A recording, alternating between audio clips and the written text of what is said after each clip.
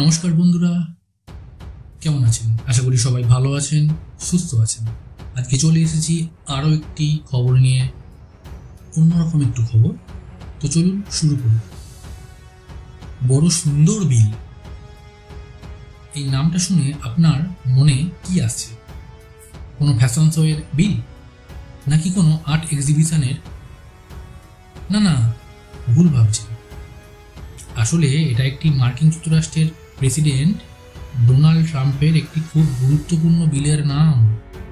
আপনাদের কি মনে আছে, ট্রাম্প যখন প্রেসিডেন্ট ছিলেন তখন তিনি প্রায় একটা বিগ বিউটিফুল বিল এর কথা বলতেন, আর উনি কিন্তু এটাতে সই করে দিয়েছেন। কি আছে এই বিলে, কেন এই নিয়ে এত আলোচনা, আর সবচেয়ে বড় কথা, আমাদের মতো সাধারণ মানুষের জীবনে এর কি প্রভাব পড়তে পারে, তো চলুন জেনে নিই।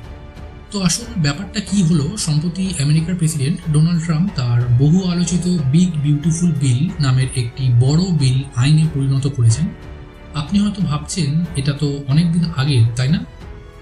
কিন্তু না, এটা হলো তার দ্বিতীয় মেয়াদের একটি গুরুত্বপূর্ণ পদক্ষেপ, যা 2025 সালের 4 জুলাইয়ের মধ্যেই সম্পন্ন করার কথা ছিল।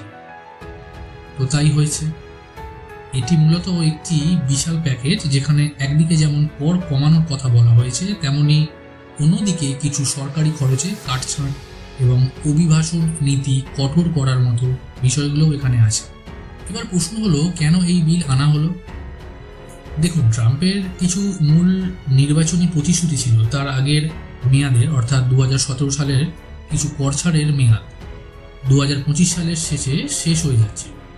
তো এই নতুন বিলের মাধ্যমে সেই কর ছাড়গুলোকে পাকাপাকিভাবে কার্যকর করা হয়েছে। এর পাশাপাশি তিনি সীমান্তে সুরক্ষা বাড়ানো এবং অবৈধ অভিবাসন ঠেকানোর উপর আরও জোর দিয়েছেন।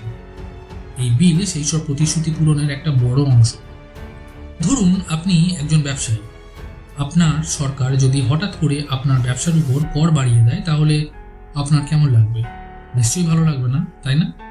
কারণ আপনার লাভ কমে যাবে, তাই তো? এই বিলের মাধ্যমে ট্রাম্প চাইছেন যে ব্যবসা প্রতিষ্ঠানগুলো এবং সাধারণ মানুষের উপর করের বোঝা কমিয়ে দিতে, যাতে তাদের হাতে টাকা বেশি থাকে। যখন মানুষের হাতে টাকা বেশি থাকে তখন তারা জিনিসপত্র কেনে, বিনিয়োগ করে, আর এতে করে দেশের অর্থনীতি আরও চাঙ্গা হয়। এটা হলো অর্থনীতির একটা খুব সহজ হিসাব।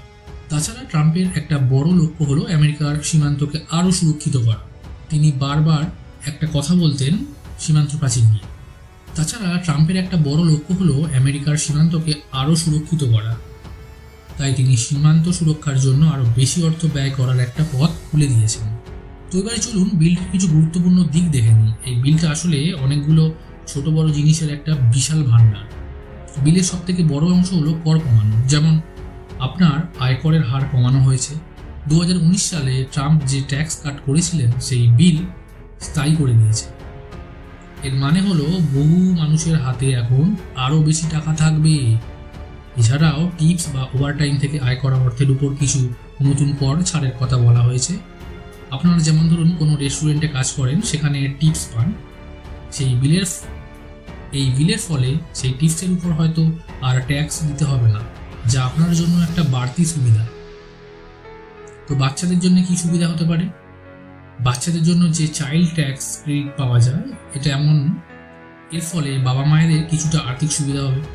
এই বিলের মাধ্যমে সীমান্ত পাহারার জন্য বিরাট অঙ্কের টাকা বরাদ্দ করা হয়েছে। পাশাপাশি অবৈধ অভিবাসীদের আটক এবং তাদের দেশ থেকে ফেরত পাঠানোর জন্য বিশাল তহবিল রাখা হয়েছে।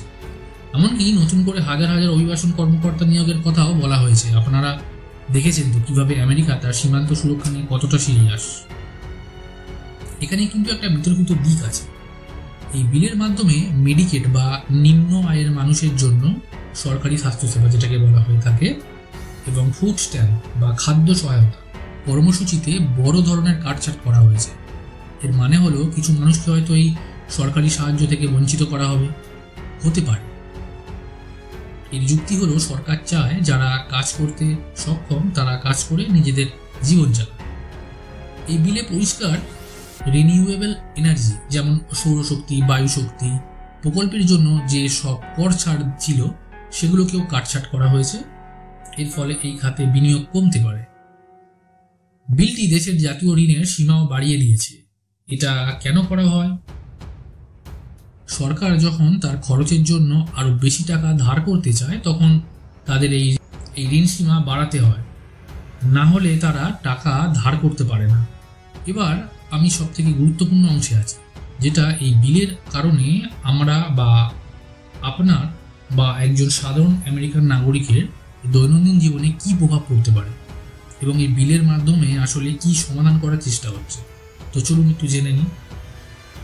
মূলত বড় ব্যবসা প্রতিষ্ঠান এবং উচ্চ মধ্যবিত্ত শ্রেণীর মানুষরা এই বিল থেকে লাভবান হবেন, কারণ আয়কর এবং কর্পোরেট ট্যাক্স কমানো হয়েছে। টিপস বা ওভারটাইম থেকে আয় করা মানুষের জন্য কিছু নতুন কর ছাড়ের কথা বলা হয়েছে। শিশুদের জন্য চাইল্ড ট্যাক্স ক্রেডিট সামান্য বাড়ানো হয়েছে, যা কিছু পরিবারের জন্য স্বস্তি দেবে। বিলের সবথেকে বিতর্কিত একটি দিক হল স্বাস্থ্যসেবা বা মেডিকেল এবং খাদ্য সহায়তা বা ফুড স্ট্যাম্প কর্মসূচিতে বড় ধরনের কাটছাট করা হয়েছে। এর ফলে নিম্ন আয়ের পরিবার এবং বয়স্কদের জন্য সরকারি সাহায্য কমে যেতে পারে। সমালোচকরা বলেছেন এই পদক্ষেপ সমাজের দুর্বল অংশকে আরও ঝুঁকির মুখে ফেলবে। সরকার অবশ্য দাবি করেছে এই কাটছাঁট অপচয় রোধ করবে এবং যারা কাজ করতে সক্ষম তাদের কাজ করার উৎসাহিত করবে। এবার ধরুন, যদি আপনার পরিবার বা বন্ধু আমেরিকায় থাকেন, তাদের স্বাস্থ্যসেবা বা খাদ্য সহায়তার ক্ষেত্রে কিছু সমস্যা হতে পারে যদি তারা এই সরকারি সাহায্যের উপর নির্ভরশীল হন। আপনি যদি চাকরিজীবী হন বা আপনার ব্যবসা থাকে, তাহলে কর কমার কারণে আপনার হাতে হয়তো বাড়তি কিছু টাকা আসবে। এটা আপনার খরচ করার ক্ষমতা বাড়াতে পারে, যা অর্থনীতিতে ইতিবাচক প্রভাব ফেলবে।